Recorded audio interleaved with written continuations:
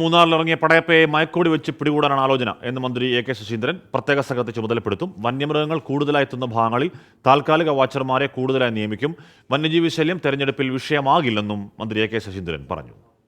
പടയപ്പയുടെ കാര്യത്തിൽ മയക്കുവെടി വെക്കണമെന്നുള്ള കാര്യത്തിൽ തീരുമാനം ഉൾക്കാട്ടിലേക്ക് അല്ലാത്ത മാർഗങ്ങൾ ഉപയോഗിച്ച് അയക്കാൻ കഴിയുമെന്നാണ് ആദ്യം നോക്കുക. ആ ശ്രമം പരാജയപ്പെട്ടാലാണ് മയക്കുവെടി വെച്ച് പിടിക്കണം എന്നുള്ള ഒരു രണ്ടാം ഘട്ടമല്ല, അത് അവസാന ഘട്ടമാണ്. അവിടത്തേക്ക് നമുക്ക് പോകാൻ വേണ്ടി അതാണ് നടപടിക്രമം. അങ്ങനെയാണ്. മറ്റു മാർഗങ്ങളൊന്നും ഇല്ലാതെ വരുമ്പോൾ ഉപയോഗിക്കാനുള്ളതാണ് മയക്കുവെടി വെച്ച് പിടിച്ച് വാഹനത്തിൽ കയറ്റി അരിക്കൊമ്പനെ ചെയ്തതുപോലെ ഉൾവനങ്ങളിലേക്ക് എത്തിക്കുക എന്നുള്ള നടപടി അങ്ങനെയാണ് ചെയ്യുക.